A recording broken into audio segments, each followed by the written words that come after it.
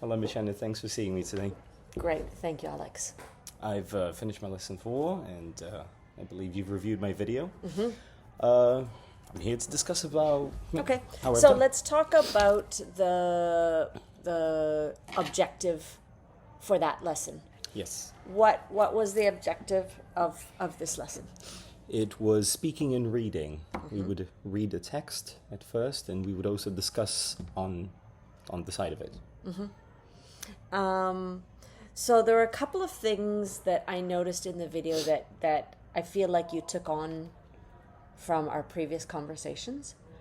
Can you guess what they are?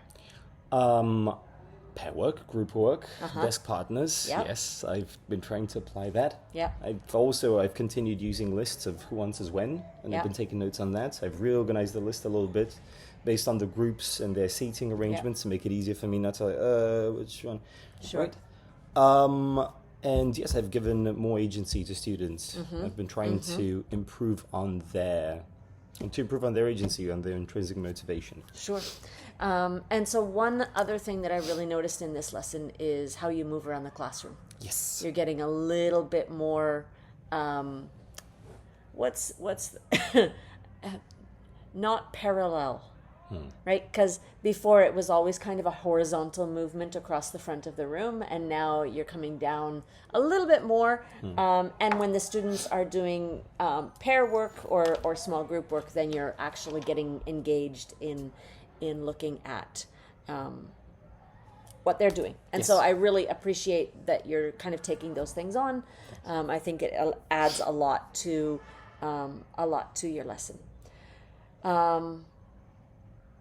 One thing that I really enjoyed about this lesson was how you used, and I'm not sure if you did it intentionally, but you used Vietnamese culture to reach your students in how you moved your hands for the word museum.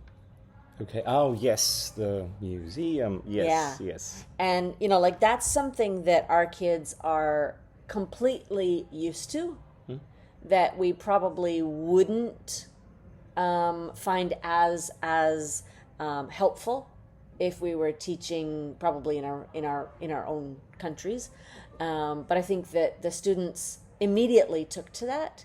And so that's something that like you get a thumbs up for that, because the more that you can use what the students already know from 3 years of Vietnamese language classes, then the more they're going to be in tune to what you're doing.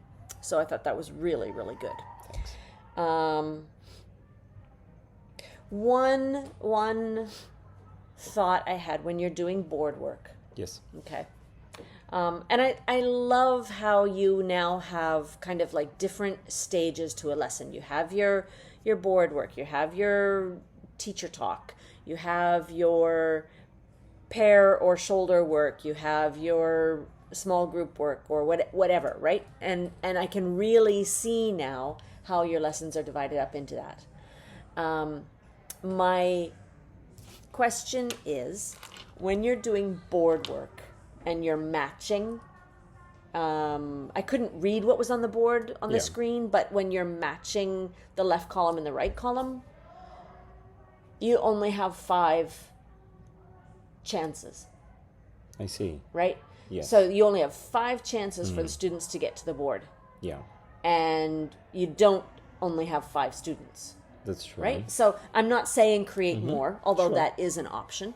But how can you ensure that every child is engaged in that activity and not just the 5?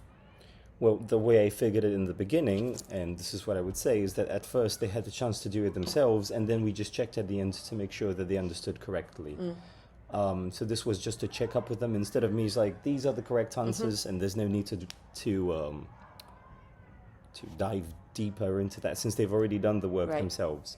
Okay.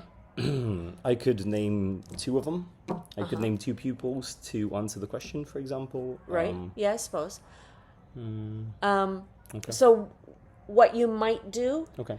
as an added step, as an in-between step, is just have a pair share Okay. and say, will you check my book? I'll check your book. Okay. And then if students come up with a problem or something that they think is wrong, they have to use critical thinking to talk to their friend. Okay. Right? So it's kind of an added step from that gets more students talking, because that's, as second language learners, we're always looking for more ways to get students talking. Yes. Right? So awesome. Yeah. Okay, thanks. And I loved how student agency, you're getting student choice in there of who they can work with and how they can work. They don't have to sit at their desk. They can go and lay on the floor. And, that's not traditional here, right? But it's a really important part of our learning style for our students to get used to. And I think it was really, really good. Thanks. Yeah. They love it. I'm sure they do. Yeah, of course they do. Yeah. So one last concern, and I don't think that this is something that you alone can change, but when we move to the Vancouver campus, is to think about the height of the screen when students are working at the board.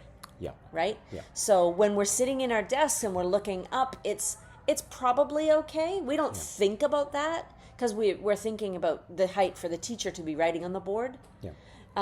But you've got, grade 2, grade 3 students who have to jump to do the work. Yes. So maybe even in your presentations or in your slides, move the activity to the bottom of the page. Yes. Yeah.